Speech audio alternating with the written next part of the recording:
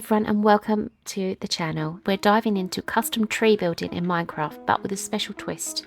We're taking inspiration directly from some of Hermitcraft's most iconic builders, BDubs, GeminiTay and GoodTimesWithScar, and I've even got a bonus build from my new SMP to share with you at the end. When you look at the incredible trees on Hermitcraft, you might wonder, how do they do that? Well, it's all about understanding a few core principles, so let's hear it directly from some of the masters themselves. Fern there and like a fern somewhere else. But this shape, having this shape go off to the side, that's really good. This is, I'll tell you, birch trees are hard. This is my Minecraft interpretation of a birch tree, okay? Oy, oy, oy. We need, I'll tell you, if we get that white wood, if that's actually coming, this will be changing. But I think for what it is right now, I think it feels very good, and it's got the vibe that I'm looking for. BDubs highlights something crucial there, shape and vibe. It's not just about a block for block copy, but about capturing the essence of the tree. And for him, even a challenging birch tree needs to feel very good and to have the right vibe.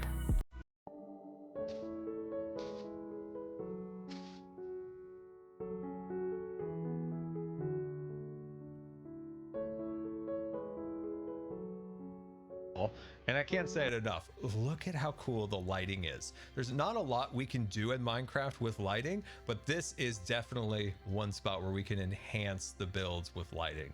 The little god rays coming down from the canopy. Ah, these trees are so majestic. Scar brings up lighting and majesty. Trees can be central focal points in your builds, creating God's rays, as Scar said, through their canopies and adding to the overall atmosphere.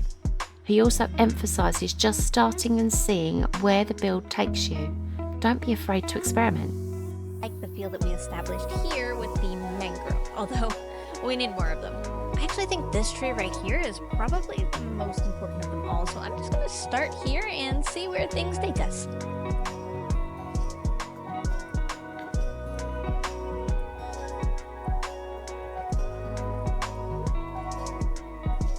As you can see, I've got some regular vanilla jungle trees planted next to them so that we can kind of see the inspiration.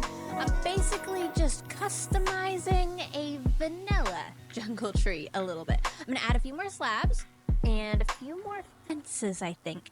And then it's time for the leaves. I also do want to go in with some roots and some glowberries, but you know, those are details that kind of come afterwards. The hardest part right now is going to be just getting the leaves on. The building is getting serious when I replace my sword with a hoe. That's when you know we're about to do a lot of tree building. I feel like I can't reiterate this enough, but every time I build trees, I always tell you guys, you gotta leave lots of air blocks in your leaves.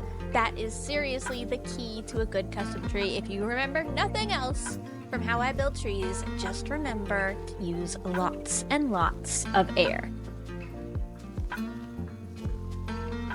Over here, I also think a little bit of texturing in the trunk wouldn't hurt. I'm going to try using stripped spruce for that because it has some of those slight notes of green. And I think it'll look fine. It'll look fine. Yeah, honestly, better already. And GeminiTay gives us perhaps the most vital tip of all, air blocks in your leaves.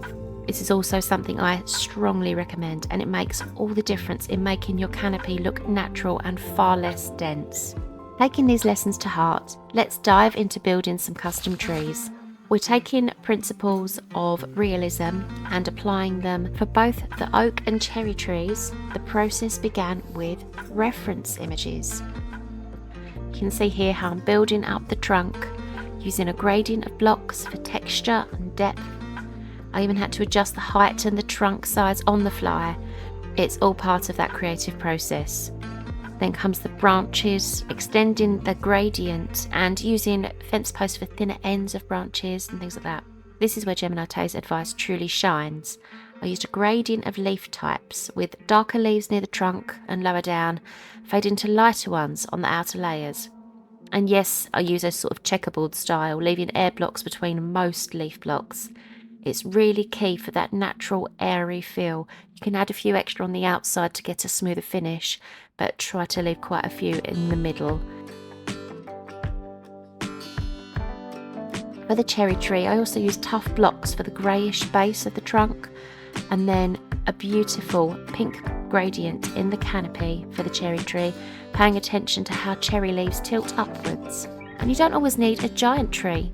These little cherry saplings show how you can apply the same principles to smaller, more delicate builds.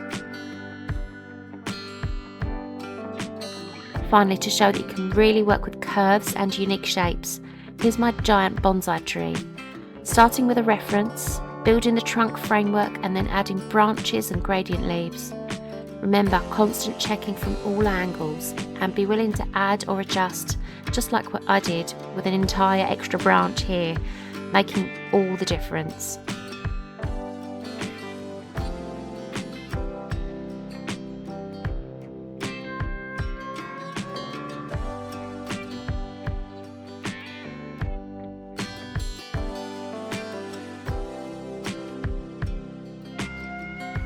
Now for something a little bit different. For my 500 subscriber special, I wanted to share a build from a project I've been working on with some other content creators.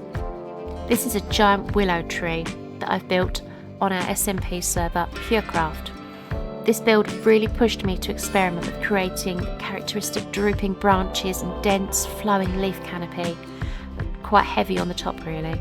I noticed how willow trees often have grey trunks, so I used a lot of acacia and tuff in there to give it a very elegant and clear look, and I carefully sculpted the leaves to create that weeping effect. Building on this scale in survival is always a challenge, but it's incredibly rewarding. If you'd like to see more of the server and the other amazing builds from our community, you can check out a link to the channel and all of the details in the description. Thank you again from the bottom of my heart for 500 subscribers. It means the world to me, and I hope this guide helps you build some truly majestic custom trees in your own Minecraft worlds. Which tree was your favourite? Let me know in the comments. Until next time, keep building, and I'll see you soon.